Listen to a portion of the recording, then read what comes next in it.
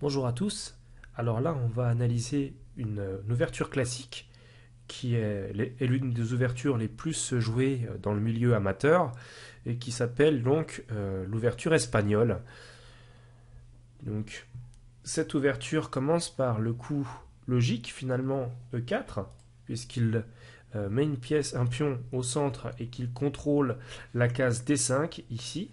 Donc c'est ce que j'avais expliqué dans le manuel de base, c'est qu'il faut contrôler impérativement les cases du centre qui sont donc ces quatre cases D4, E4, E5 et D5.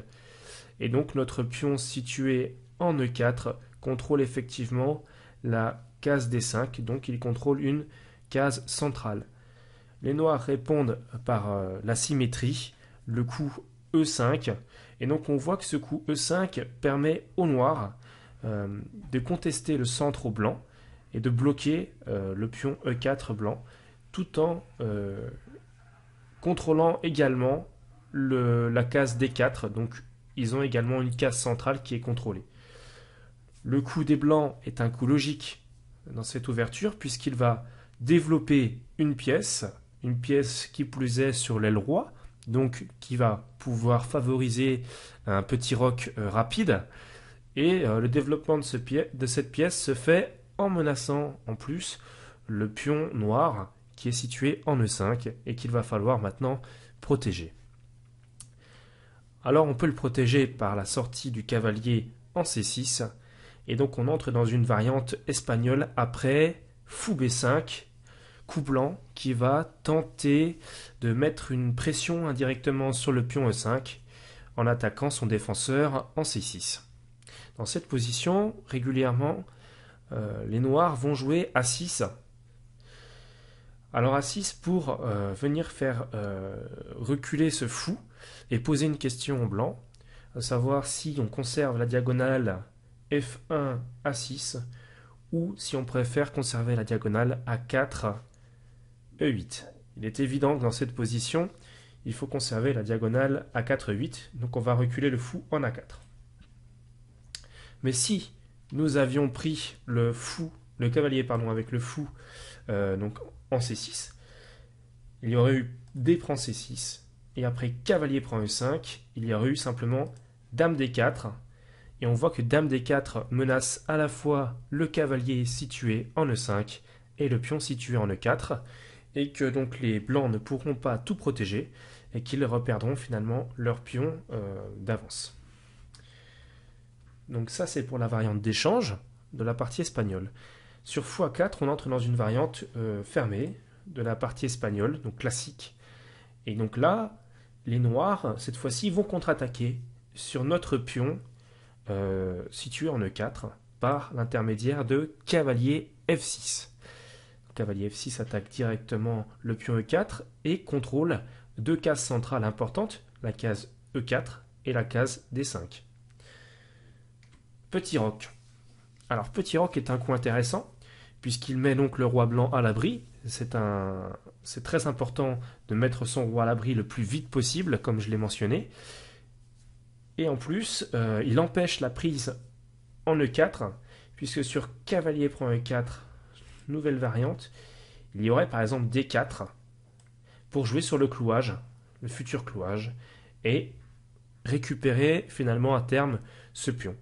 Il faut savoir que c'est une ouverture qui a été jouée très fréquemment avec les blancs par Bobby Fischer. Je pense que vous le connaissez, le génial américain Bobby Fischer, dans sa grande époque. Alors, il y a ici fou E7, maintenant qui est joué. Alors, fou E7 est un coup de développement qui permet aux noirs de préparer le petit roc, mais c'est également un coup un peu vicieux qui a pour objectif finalement de tenter de prendre le pion blanc et d'essayer de faire en sorte qu'il n'y ait pas de contrepartie pour les blancs et donc qu'ils ne puissent pas récupérer leur pion, puisqu'il n'y aura plus de clouage possible avec tour E1. Alors, aussitôt, les blancs vont jouer ce fameux coup tour E1 pour empêcher la prise du cavalier F6 en E4, mais c'est également un coup intéressant puisqu'il va placer une tour sur une colonne centrale et donc qui va contrôler finalement le centre. Les noirs jouent B5.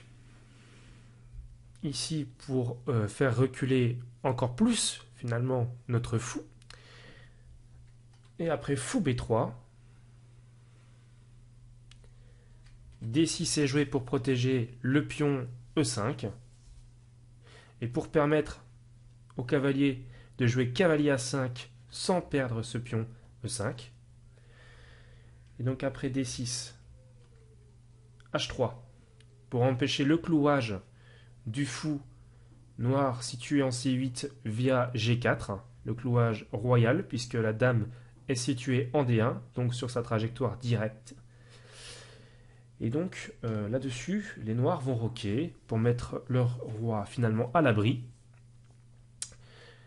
Et là, on va jouer simplement C3. C3 pour qu'après cavalier A5, on puisse simplement rapatrier notre fou B3 en C2 et ainsi conserver notre paire de fous. C'est très important de conserver la paire de fous puisque ça augmente la valeur finalement des fous vu qu'on peut contrôler toutes les cases de l'échiquier avec la paire de fous alors qu'avec un seul fou on n'en contrôle que la moitié finalement. Donc après cavalier A5, finalement le coup logique c'est fou C2.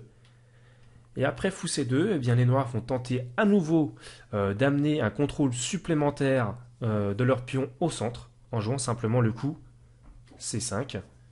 Donc tous ces coups-là sont des coups théoriques de la variante espagnole.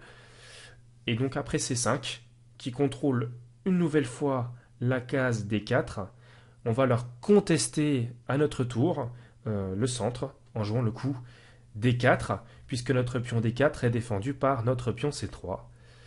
Et donc ça, c'est l'idée générale des ouvertures.